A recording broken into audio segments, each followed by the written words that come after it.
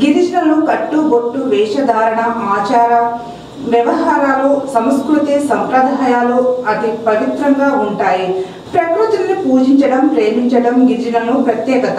అలాగే పండుగ సందర్భంలో పశువులను అలంకరించడము గిరిజన జాతి పూర్వీకుల నుండి ఆనవాయితీగా వస్తుంది.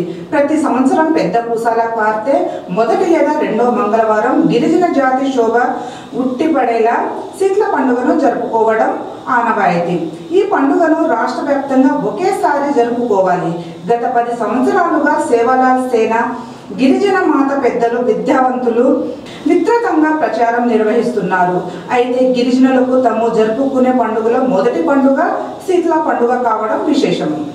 పూర్వం గిరిజనులు ఎక్కువగా సంఖ్యలో పశు సంపదను కలిగి ఉండి వ్యవసాయమే జీవన ఆధారంగా జీవించారు.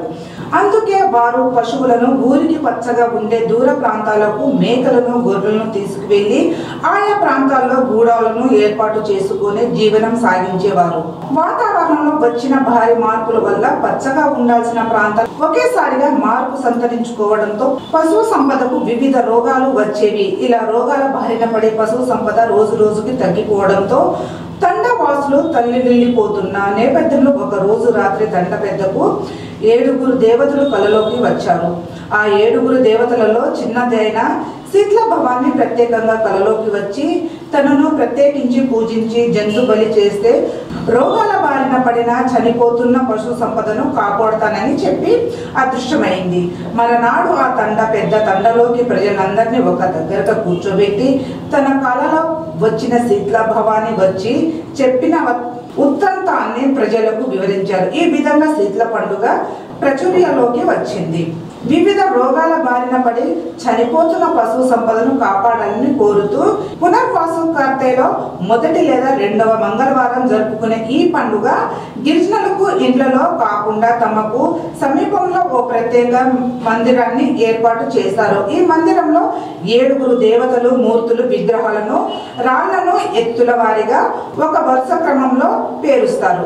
దేవత విగ్రహాలను ఎదురుగా లూకండియా విగ్రహాన్ని 7 దేవతల వైపు చూసే విధంగా ఏర్పాటు చేస్తారు.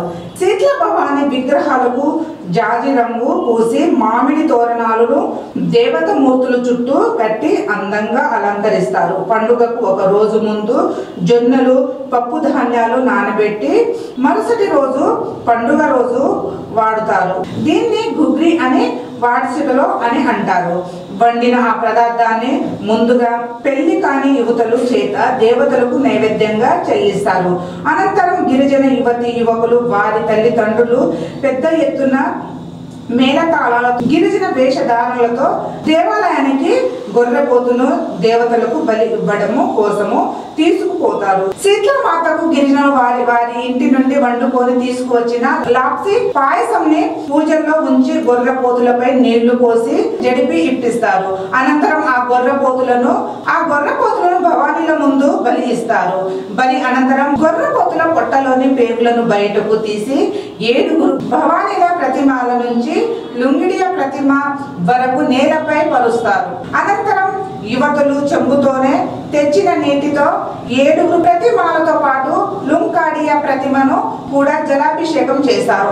అనంతరం గొర్రెపోతుల పొట్ట పేగులను ప్రతిమల ముందు పేరుస్తారు. ఆ పేగులపై నుండి పశువులు గొర్రెలు మేకలు దాటిస్తారు. ఇలా దాటించడం వలన ఈ పండుగను దాటుడు పండుగ అనే పేరు వచ్చింది. ఇలా చేయడం వల్ల పశువు సంపద ఎలాంటి రోగాలు రాకుండా ఈ 7 దేవతలు కాపాడుతారని గిరిజన ప్రజల ప్రాంగాడ విశ్వాసం ఉంటుంది.